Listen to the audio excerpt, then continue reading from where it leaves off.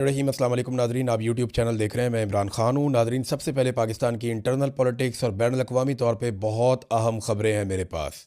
America ने हतमी तैयारी कर दी है एक बड़े हमले की। उसके बारे में जो तफसीलात हैं मैं आपके सामने रखूँगा। पाकिस्तान और अफ़गानिस्तान के बीच में हालात काफ़ी कशीदा हो गए हैं। एयर स्ट्राइक्स की हैं पाकिस्तान ने। इसके नतीजे में क्या हुआ, वादी तीरा से बड़ी खौफनाक इत्तलात आ रही हैं। ये सब कुछ मैं आपके साथ शेयर करता हूँ, लेकिन सबसे पहले अलीमा खानम के ऊपर बहुत तेज़ी से हमले किए जा रहे हैं। ये हमले क्यों हो रहे हैं, मैं आपके सामने रियल सिचुएशन रख देता हूँ कि पाकिस्तान की मिलिट्री एस्टेब्लिशमेंट ने, आसिम मुनीर साहब ने लंबे अरसे से इमरान खान साहब के, उनकी फैमिली के साथ कोई मुलाकात होने नहीं दी।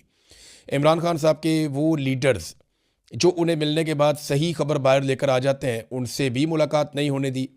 सिर्फ सलमान सफदर साहब एक ऐसे शख्स हैं जो इमरान खान साहब को देख पाए या मिल पाए, लेकिन उन्होंने कुछ नहीं बताया, कोई पॉलिटिकल स्टेटमेंट नहीं दिया।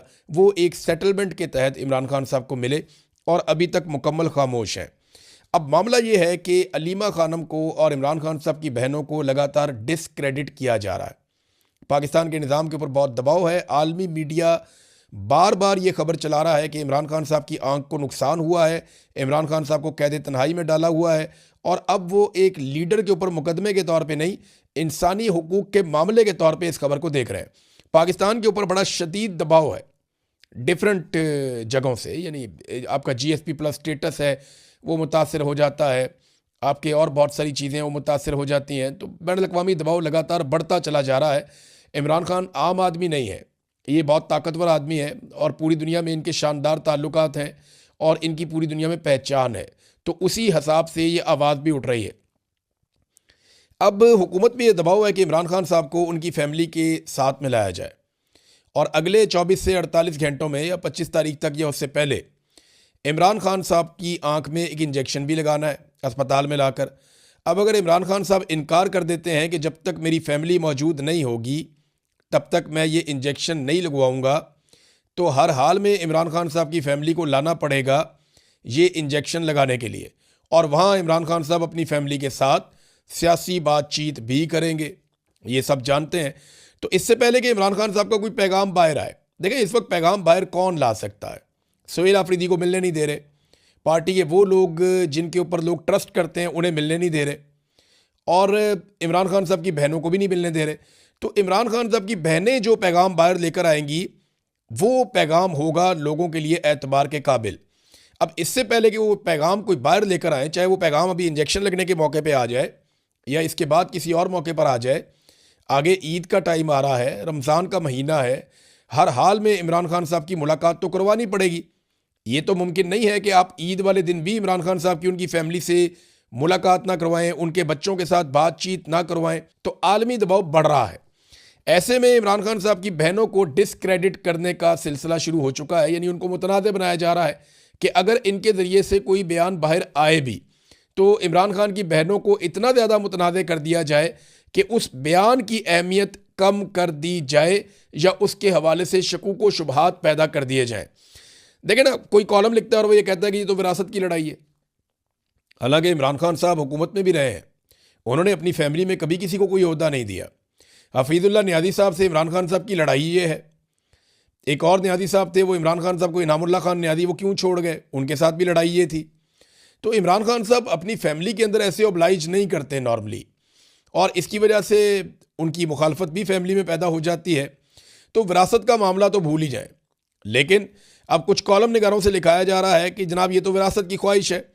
कोई जो है वो उठ के टाउट ये कह देता है कि जनाब अलीमा खानम जो है वो चेयरपर्सन बनना चाहती हैं पार्टी की, और उन्होंने इस ख्वाहिश का इजहार भी किया। कोई कहता है जी कि ये बाहर नहीं लाना चाहते इमरान खान साहब को उनकी फैमिली, और ये चाहते हैं कि इमरान खान साहब जेल के अंदर ही रहें, जैसा कि ख्वाजा आसिफ और दीगर टाउट्स। अच्छा, कोई कीड़े निकालता है, कोई ताने देता है, तो ये सारे कुछ ना कुछ ऐसा कर रहे हैं। गड्ढापुर हो गया, शेर अफजल मरवत हो गया, मिशाल यूसुफजई हो गई।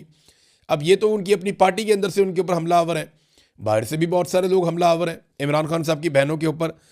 तो ये सब कुछ इसलिए किया जा रहा है कि इमरान खान साहब के हवाले से ये लोग जो भी कोशिश करें वो कोशिश मुतनाज़ हो जाए, और अगर कभी इनको मौका मिले इमरान खान साहब को कोई पैगाम बाहर लाने का, तो उससे पहले इनकी शख्सियत को इतना मुतनाज़ कर दिया जाए कि उस पैगाम के ऊपर लोगों का भरोसा ना हो। तो ये है जनाब सारा खेल जो अलीमा खानम के साथ और बाकी बहनों के साथ खेला जा रहा है।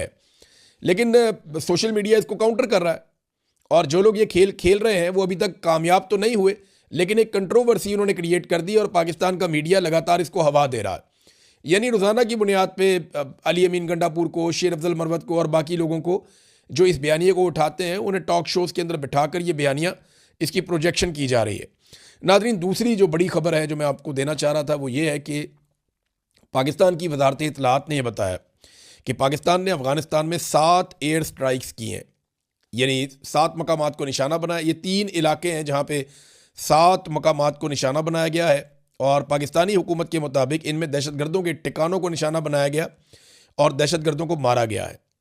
अब सवाल एक और पैदा होता है, वो मैं बाद में करता हूँ, लेकिन अफ़गान हुकूमत का इसके ऊपर मौक़िफ़ है। पाकिस्तानी हुकूमत का मौक़िफ़ यह है कि ये रद्द अमल है जो दहशतगर्दी पाकिस्तान के अंदर हो रही है। बल्कि अभी जो हालिया दहशतगर्दी हुई उसमें एक लेफ्टिनेंट कर्नल समेत 3 लोग शहीद हो गए, और जवाबी कार्रवाई में कुछ दहशतगर्द भी मारे गए। लेफ्टिनेंट कर्नल हैं शहजादा गुल फराज, ये एक दहशतगर्दी के वाक़े में शहीद हुए। सिपाही उनके साथ करामत शाह, वो भी जामे शहादत नोश कर गए। तो ये बड़ा अफसोसनाक एक वाक़या हुआ। उसके बाद एक रद्द-ए-अमल आता है, और इससे पहले भी ऐसे ही ऑफिसर्स की और जवानों की शहादतें हो रही थी। तो पाकिस्तानी गवर्नमेंट ये कहती है हमने रद्द-ए-अमल दिया है और वहाँ पे दहशतगर्दों के ठिकानों को निशाना बनाया है और उन्हें मारा है। जबकि अफ़गानिस्तान की हुकूमत का मौक़िफ़ आया कि पाकिस्तान की जो स्ट्राइक्स हैं उनमें बड़े पैमाने पर सिविलियंस की जानें गई हैं, जिनमें औरतें और बच्चे भी शामिल हैं। ज़बीउल्लाह मुजाहिद जो तर्जुमान है अफ़गान हुकूमत के, वो ये कहते हैं कि नंगरहार और पक्तिया में बमबारी हुई है, दर्जनों अफराद शहीद और ज़ख्मी हुए हैं, वो ये कहते हैं। और उन्होंने इल्ज़ाम लगाया कि पाकिस्तानी जर्नैल अपने मुल्क की सिक्योरिटी कमज़ोरियों का अजाला इस तरह के जराइम के ज़रिए कर रहे हैं कि हमला किया जा रहा है सिविलियंस के ऊपर। अच्छा, एक सवाल और पैदा होता है जो मैं करना चाहता हूँ। देखिए, ये तो दोनों वजारत इत्तलात हैं। अब पाकिस्तानी वजारत इत्तलात ये कह रही है कि हमने वहाँ पे दहशतगर्दों को मारा है, अफ़गान वजारत इत्तलात ये कह रही है कि नहीं, सिविलियंस उसके अंदर निशाना बने हैं।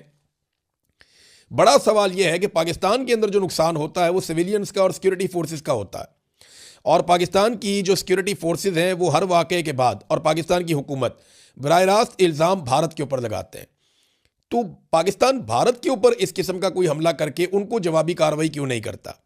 देखिए ना, भारत अगर ये हमले करवा रहा है, वो इसके पीछे मास्टरमाइंड है, तो भारत को भी जवाब देना चाहिए। लेकिन पाकिस्तान जो है वो अफ़गानिस्तान को जवाब देता है, उनके पास एयरफोर्स नहीं है, लेकिन भारत को पाकिस्तान जवाब नहीं दे रहा। पाकिस्तान को भारत को भी फिर जवाब देना चाहिए। अगर भारत ये अटैक पाकिस्तान के ऊपर कर रहा है, उसूलन तो यही होना चाहिए। भारत की एयरफोर्स के तैयारे भी हमने गिराए थे कुछ अर्सा पहले, मैं ये भी आपको बता दूँ। अब भारत में कुछ भी हो जाए ना, तो वो बगैर सबूत के पाकिस्तान के ऊपर चढ़ दौड़ता है और पाकिस्तान के अंदर आके स्ट्राइक कर जाता है। जब कुछ भी हो जाता है भारत के अंदर, वो सबूत कोई नहीं दिखाते। पाकिस्तान कहता रहता है सबूत दिखाएं, कोई चीज़ है तो सामने लेकर आए, लेकिन भारत हमला कर देता है हमेशा पाकिस्तान के ऊपर। और पाकिस्तान जो है वो रिस्ट्रेंट का मुजाहरा करता है और कभी भी भारत को जवाबी कार्रवाई नहीं करता जब पाकिस्तान के अंदर भारत दहशतगर्दी करवाता है, बकौल पाकिस्तानी गवर्नमेंट के लगातार ये सारे वाक़यात भारत करवा रहा है। अब नाज़रीन, आ जाए कि अमेरिका क्या कर रहा है रीजन में। ईरान के आसपास जितने भी अमेरिका के अड्डे हैं, उन सब के ऊपर बड़े पैमाने पर अमेरिका हथियार और फौजी जमा कर रहा है। तेज़ी से अमेरिकी बहरी बेड़े जो हैं वो इस इलाके में पहुंच रहे हैं। कुछ बहरी बेड़े पहुंच गए थे, कुछ अभी ट्रैवल करके पहुंच रहे हैं। जबकि यूरोप के अंदर, मिडल ईस्ट के अंदर अमेरिका के बहुत सारे फौजी अड्डे हैं। इन तमाम फौजी अड्डों पर बड़े पैमाने पर जंगी जहाज़ और जो फोर्सेज हैं वो और हथियार वो अमेरिकन पहुंचा रहे हैं। और डोनाल्ड ट्रंप ने पहले ही धमकी दी है कि ईरान के ऊपर अटैक किया जा सकता है, और इससे पहले कई यूरोपीय ममालिक जो हैं वो अपने शहरियों को कह चुके हैं कि वो ईरान को छोड़ दें। तो ऐसा लगता है कि अगर ईरान और अमेरिका के बीच में कोई डील नहीं होती और कोई नतीजा नहीं निकलता, तो ईरान के ऊपर अमेरिका दबाव बढ़ाने के लिए एक बड़ी स्ट्राइक कर सकता है। और अगर अमेरिका को किसी मौके पे ये महसूस हुआ कि ईरान में रजीम चेंज हो सकता है, तो वो हर सूरत रजीम चेंज करवाएगा। इस वक्त जो ईरान की सियासी क़यादत है और जो मजहबी क़यादत है वो बहुत ख़तरे में है, क्योंकि इसराइल पहले एक प्रोजेक्ट के ज़रिए से बहुत सारे लोगों को वहाँ पे शहीद कर चुका है, और अमेरिका और इसराइल मिलकर ये कार्रवाई करेंगे। ये बैनुल-अक़वामी अखबारात के अंदर चीज़ें छप रही हैं, और इसमें एक बहुत बड़ा इंटेलिजेंस का नेटवर्क है इसराइल का जो ईरान के अंदर काम करता है, और उसकी मदद अमेरिका को हासिल रहेगी। अब ये साफ दिखाई दे रहा है कि अगर ईरान अमेरिका की बात नहीं मानता और किसी ऐसे नतीजे पर नहीं पहुंचता जिससे डोनाल्ड ट्रंप मुतमईन हो जाए, तो एक हमला तो अमेरिका ईरान के ऊपर करने वाला है। दूसरी जानिब अचानक से ईरान के अंदर फिर से मुजाहरे शुरू हो गए। और ये हुकूमत मुखालिफ मज़ाहरे हैं। अगर ये दोनों चीज़ें एक साथ होती हैं तो अमेरिका कोशिश करेगा कि अफ़गानिस्तान के अंदर रजीम तब्दील किया जाए। ये कोशिश अमेरिका पहली मरतबा नहीं करेगा, इससे पहले भी ये कोशिश की जा चुकी है लेकिन कामयाबी नहीं हुई। अब देखते हैं कि इस मरतबा क्या होता है, जबकि ईरान ने ये कहा कि हम कोशिश करेंगे कि जंग ना हो, लेकिन अगर लड़ाई हो जाती है तो फिर हम हर हद तक जाएंगे और जितने भी यहाँ पे आसपास अड्डे हैं जहाँ पे अमेरिका के असासे हैं हम उनके ऊपर हमला करेंगे। तो पाकिस्तान के साथ भी अमेरिका के बेहतरीन ताल्लुकात की एक वजह यह है कि पाकिस्तान का बॉर्डर बिल्कुल ईरान के साथ लगता है और अफ़गानिस्तान के भी साथ लगता है। तो ये एक इम्पॉर्टेंस पाकिस्तान की बन जाती है, ख़ास तौर पे बलूचिस्तान की। और अमेरिका समझता है कि यहाँ पे स्ट्रेटजिकली पाकिस्तान कितना इम्पॉर्टेंट है। अब नाजरीन आप इस बात पे आ जाएंगे, वादी तीरा के अंदर एक इंसिडेंट हुआ। कुछ जगहों पे रिपोर्ट हुआ कि ये मॉडर गोला मारा गया, जिसके नतीजे में एक मुसाफिर गाड़ी में 2 बच्चों समेत 5 लोग शहीद हो गए। और कुछ इतलात के मुताबिक एक ड्रोन हमला था जिसके नतीजे में मुसाफिर गाड़ी के अंदर 2 बच्चों समेत 5 अफराद शहीद हो गए। अब जो मकामी सोर्सेज हैं वो ये भी बता रहे हैं कि इसके बाद लोग एहतजाज करने के लिए गए और सिक्योरिटी फोर्सेज ने उन लोगों के ऊपर फायरिंग कर दी, जिसके नतीजे में वहाँ पे 4 लोग शायद मजीद जाँ बहक हो गए। भी कन्फर्मेशन नहीं आ रही लेकिन इस किस्म की खबरें आ रही हैं। अब देखें ना, वादी तीरा है, वज़ीरिस्तान है, इन इलाकों से खबर आना बहुत मुश्किल है। मकामी सहाफ़ियों को खबर बहुत मुश्किल से मिलती है, हम तो फिर भी बहुत दूर बैठे हैं, लेकिन सोर्सेज ये बता रहे हैं और मैं आपके सामने रख रहा हूँ कि यहाँ पे पहले एक हमले में कुछ लोग इसको मार्टर गोले का हमला कह रहे हैं, कुछ लोग इसको ड्रोन हमला कह रहे हैं। उसके अंदर शहादतें हुई हैं और उसके बाद एहतजाज के दौरान मुजाहिरीन की शहादतें हुई हैं। और अब जो ताज़ा तरीन इतला आ रही है वो ये है कि बाड़ा चौक के अंदर लाशें रख दी हैं लाके मुजाहिरीन ने, और MNA इकबाल अफरीदी भी वहाँ पे मौजूद हैं। और ये अपर बाड़ा में ये हमला हुआ था मुसाफिर गाड़ी के ऊपर। और अब ये मुतालबा किया जा रहा है कि इसकी FIR भी दर्ज की जाए और सज़ा भी दी जाए। और ये लोग अपना मुतालबा कर रहे हैं कि हमें इंसाफ मिलना चाहिए। और ये भी कहा जा रहा है कि हम लाशें लेकर पेशावर की तरफ भी रवाना हो सकते हैं। ये नादरीन तीरा की सूरत हाल है।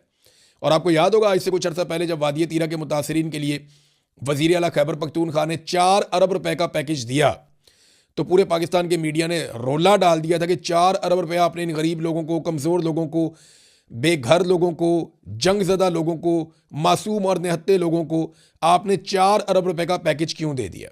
ये सवाल उठाया जा रहा था ना बहुत ज़्यादा मीडिया में। अब 11 अरब रुपए का एक अय्याशी करने वाला वैलेंटाइन तैयारा लिया हुआ है मरीम नवाज़ ने, मीडिया उसके खिलाफ उस तरह आवाज़ नहीं उठा रहा। तो ये शिकवा वज़ीर आला ने भी किया खैबर पख्तूनख्वा के। और ये तकलीफ दे बात है एक छोटे सूबे के कमज़ोर लोगों के लिए कि उन्हें अगर कुछ थोड़ा बहुत उनका हक मिलता है तो उसके ऊपर शोर मचा दिया जाता है, और दूसरी तरफ अय्याशी के लिए एक वैलेंटाइन तैयारा लिया जाता है। और इसराइली तैयारा है, शानदार तैयारा है, और उसके ऊपर किसी किस्म की कवरेज उस तरह से नहीं होती, वैसे तनकीद नहीं होती। वज़ीरिस्तान से नाज़रीन एक वीडियो आई है और ये बिलाल खान अफरीदी साहब हैं, इन्होंने ट्वीट की है और ये बता रहे हैं जी वज़ीरिस्तान में कर्फ्यू लगा हुआ है। और ये वज़ीरिस्तान का एक इलाका है, वो ये बता रहे हैं, आप साफ देख सकते हैं कि बड़े बड़े ट्रॉलर्स वहाँ से मादनी वसाइल से लदे हुए हैं और मादनियात लेकर बाहर जा रहे हैं, जबकि दूसरी तरफ पूरे इलाके में कर्फ्यू नाफिज है। यानी आम लोगों की ज़िंदगी मफलूज है, मगर जो वसाइल हैं या मादनियात हैं उनकी तरसील बिला रुकावट जारी है। ये मैंने आपको पहले ही बताया था कि ना तो तेल रुकता है, उसकी स्मगलिंग रुकती है ईरान से, ना मादनियात की आमदरफ्त रुकती है। अगर रुकता है तो आम आदमी रुक जाता है। कर्फ्यू है आम आदमी के लिए है, मादनियात के लिए कोई कर्फ्यू नहीं है। मादनियात हर वक्त निकलती रहती हैं और मादनियात के जो ट्रॉले जाते हैं उन्हें अमान हासिल है सिक्योरिटी फोर्सेस की जानिब से भी और दहशतगर्दों की जानिब से भी, क्योंकि उसमें माल है और वो सबको माल खिलाते हैं ऐसा लगता है। बहरहाल मादनियात वहाँ से जा रही हैं और ये सबूत भी उन्होंने दिखाया कि कर्फ्यू के दौरान भी मादनियात की तरसील जारी है। नाज़रीन एक ख्वाहिश है बहुत पुरानी और ये ख्वाहिश है ग्रेटर इसराइल की। ये ख्वाहिश वक्तन फ़वक्तन सामने आती रहती है। इसराइल के जो हुक्मरान हैं वो ये कहते रहते हैं। ग्रेटर इसराइल का मतलब ये है कि उर्दन, सऊदी अरब का एक हिस्सा, इराक़ का एक हिस्सा, शाम, मिस्र, लबनान, इनके कुछ इलाके जो हैं ये सारे शामिल करके एक बहुत बड़ा इसराइल बनेगा जहाँ पे इसराइल की हुकूमत होगी और समुंदर का भी एक बड़ा एरिया इनके कंट्रोल में होगा और सुएज़ कनाल भी इनके कंट्रोल में चली जाएगी। तो दुनिया की मईशत के ऊपर एक बड़ा तगड़ा कंट्रोल आ जाएगा इसराइल का। ये एक पुराना एक मंसूबा है ग्रेटर इसराइल का। अब इसके ऊपर जो है वो अमेरिकी सफ़ीर जो हैं इसराइल के अंदर, उन्होंने रिमार्क्स दिए हैं और उन्होंने कहा कि मशरक़ वस्ता में इसराइल का कंट्रोल काबिल कबूल हो सकता है। और इन तबसरों को अब ये तबसरे इस तरह के हो रहे हैं। इससे पहले एक और तबसरा भी आया था कि वहाँ पे जो एक थर्ड टेम्पल है उसकी तामीर के हवाले से भी अमरीकी हुकाम ने एक स्टेटमेंट जारी किया था। तो इसराइल के लिए जितना डिलीवर किया डोनाल्ड ट्रंप ने, इतना तारीख में कोई अमरीकी सदर नहीं कर पाया। डोनाल्ड ट्रंप ने इसराइल के साथ दोस्ती निभाई है और कमाल तरीके से निभाई है। डोनाल्ड ट्रंप ने प्लेट में रख के वो तमाम ममालिक जो इसराइल के लिए ख़तरा थे वो इसराइल के कदमों में पेश किए हैं। यानी पाकिस्तान एक वाहिद मुसलमान एटमी मुल्क है और पाकिस्तानी वज़ीर आज़म और पाकिस्तानी हुकूमत का ये स्टेटमेंट आता है कि उन्हें पीस बोर्ड के अंदर कोई एतराज़ नहीं है इसराइल की शमूलियत पे, और वहाँ मुतालबा भी नहीं किया जाता कि ये पीस बोर्ड के अंदर गज़ा के लोगों को या फ़लस्तीनियों को शामिल किया जाए, और उनकी रियासत के हवाले से भी कोई मुतालबा एज सच अभी तक सामने नहीं आया। तो नाज़रीन, इसके ऊपर जो है ना सऊदी अरब की वज़ारत ख़ारजा ने बड़ा सख्त रद्द-ए-अमल दिया है। ये जो अमरीकी सफ़ीर का स्टेटमेंट आया, रियाद ने मुतनब्बा किया कि बयानबाजी से इलाकाई इस्तेहकाम को ख़तरा लाहक है। सऊदी अरब का मुतालबा भी सामने आया कि 1967 की सरहदों पर मबनी 2 रियासती हल के लिए अपनी हमायत का उन्होंने कहा जी हम आदा करते हैं, ये जारी रहेगी, जिसमें मशरक़ी अल-कुद्स मुस्तकबिल की फ़लस्तीनी रियासत का दारुल हुकूमत होगा। वो पुराना फार्मूला 1967 की करारदाद के मुताबिक फ़लस्तीनी रियासत का क़याम अमल में लाया जाए। एक तरफ ग्रेटर इसराइल और एक तरफ फ़लस्तीनी रियासत का क़याम, ये दोनों बिल्कुल अपोजिट चीज़ें हैं, लेकिन अमेरिका या डोनाल्ड ट्रंप हमेशा इसराइल के साथ जाएंगे और वो ये खुलकर कहते हैं और इसमें उनको कोई आड़ भी नहीं है ये बात कहने में। नाज़रीन, हमारे जो सहाफ़ी दोस्त हैं सोहराब बरकत साहब, उनकी सुप्रीम कोर्ट से ज़मानत हुई और उनके ख़िलाफ़ अब एक और FIR सामने आ गई। यानी कानून का और इंसाफ का मजाक उड़ा दिया पाकिस्तान के अंदर पाकिस्तान के इदारों ने, और ये सब जानते हैं इसके पीछे पाकिस्तान की इंटेलिजेंस एजेंसियां हैं।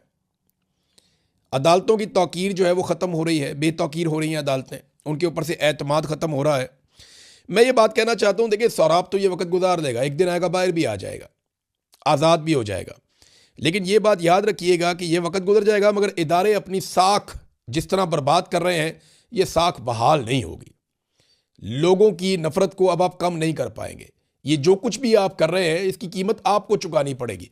सौराब तो अकेला आदमी है, वो एक आदमी है, वो ये तकलीफ बर्दाश्त कर लेगा, वो इससे एक दिन निकल जाएगा।